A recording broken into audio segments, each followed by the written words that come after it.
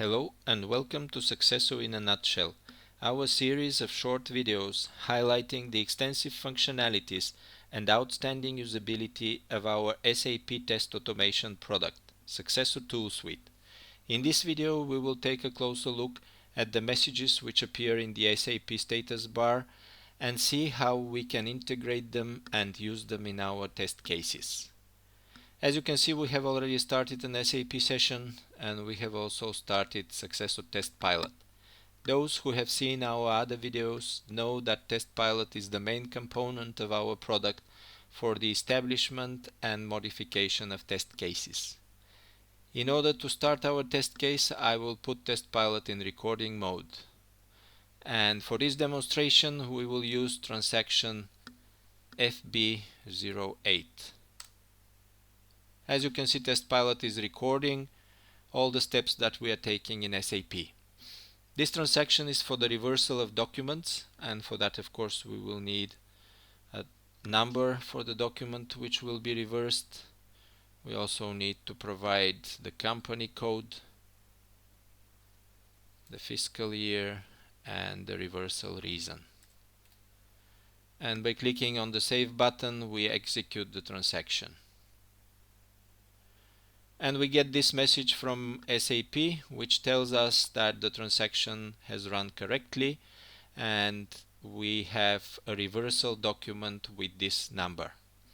In order to integrate this number in our test case, we have to click on the Insert New Step button, which opens a menu with various commands we can use. In this case, we will use the command verify message. And as you can see, we have added a new step to our test case, which provides us information about the transaction that we are recording in Test Pilot. The technical ID number and the various other information about this transaction. In order to work further with this step, I have to exit recording mode of Suxxesso Test Pilot and click on the Edit Step button.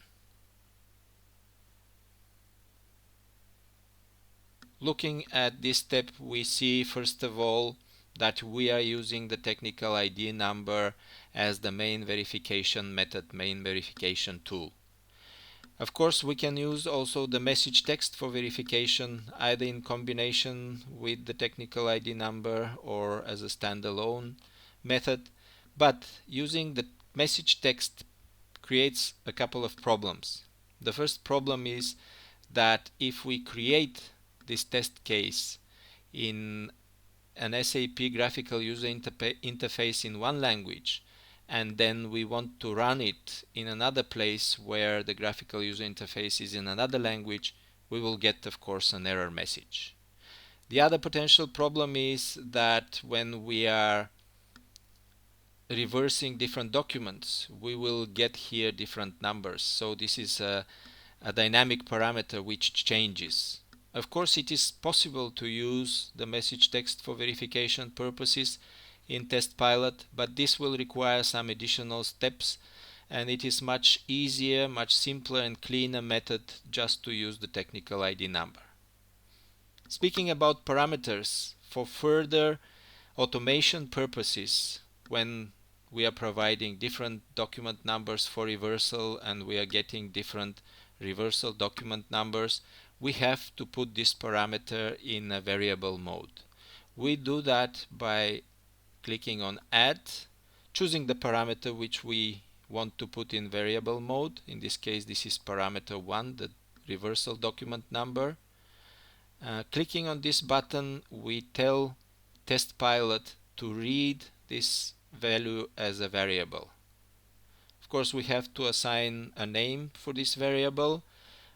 We can use any name we want, but I will use the standard name which SAP uses, which is reversed by.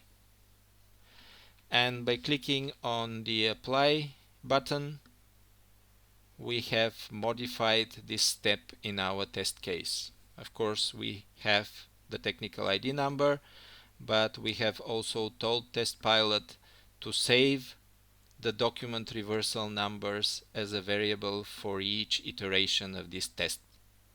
With this, our demonstration is concluded. I hope this video has managed to convey not only the rich functionalities, but also the excellent usability of Suxxesso tool suite.